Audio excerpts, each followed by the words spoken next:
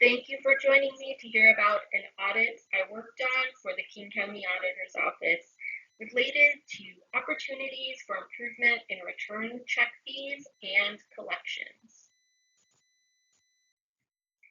In this audit, we found that most return checks were online or e-checks. Take a look at this pie chart and you'll see that 78% of return checks were e-checks.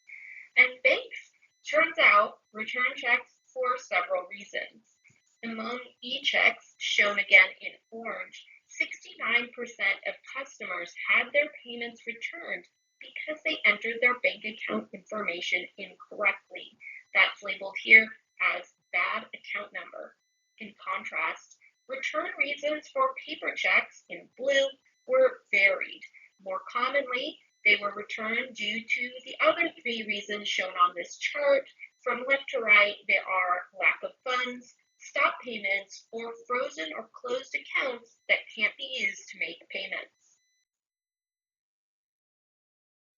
Within this context, we found that a lack of strategic decision-making increased the risk of inefficiency, inequity, and noncompliance related to return checks and collections processes. This is because fees and collections practices need to be balanced to ensure county agencies do not overburden people who are economically at risk or unnecessarily fail to recover costs. To illustrate our findings, I'm going to focus on specific examples, starting with the two agencies with the most return checks. That is, as shown here, King County Treasury Operations and the Wastewater Treatment Division. Treasury limited return check fees, charging only people paying with paper checks, despite the prevalence of e-checks shown earlier on this pie chart. Similarly, WTD took a narrow approach, charging return check fees only to people whose checks were returned for lack of funds and not for common reasons like bad account numbers. These decisions disproportionately affected people with limited internet access, fewer financial resources, and as research suggests, seniors. These narrow approaches also significantly lowered fee revenue. The table here shows that Treasury reported annual revenue of $12,000 in return check fees using its current approach. If it made its approach more broad, it could increase fee revenue more than threefold to an estimated $44,000 per year. WTD similarly generated about $400 in fee revenues using its current approach versus an estimated $5,000 per year if it applied the fee more uniformly. Executive agencies noted that applying return check fees more broadly could increase administrative costs and therefore reduce cost recovery. However, neither agency had done a cost recovery or equity analysis to support their current approaches. This did not align with county revenue policies that direct agencies charging fees to either recover costs or have a clear policy rationale for not recovering costs. To ensure alignment with county policy, we recommended that both Treasury and WTD review return check fees for cost recovery and policy alignment. In response to our audit, WTD said it started applying return check fees uniformly on January 1st, 2025. Before moving on to collections practices, I want to give one more example related to return check fees, which will introduce two conflicting sources of truth.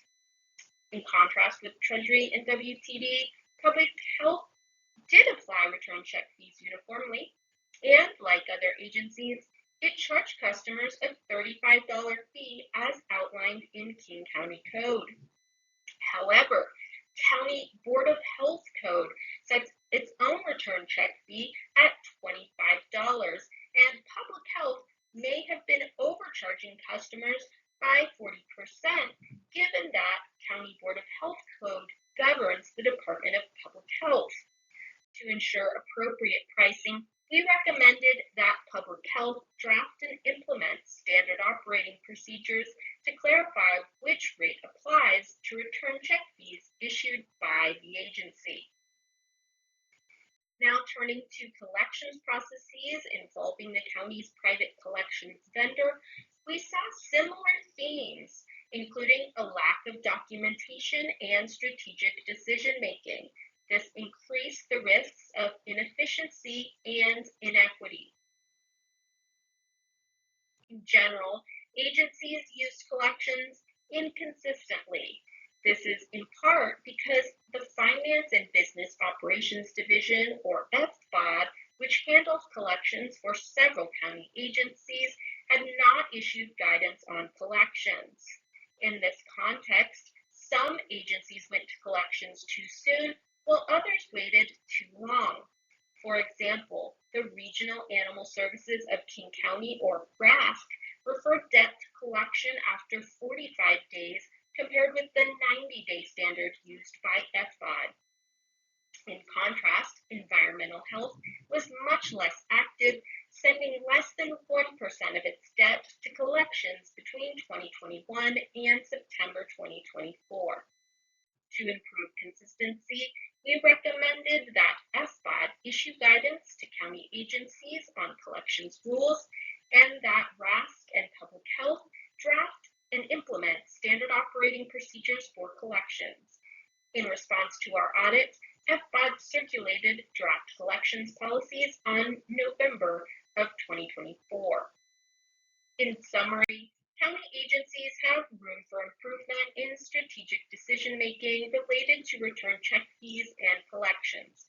More intentional approaches could improve revenue collection, reduce inequities, and ensure compliance with existing policies.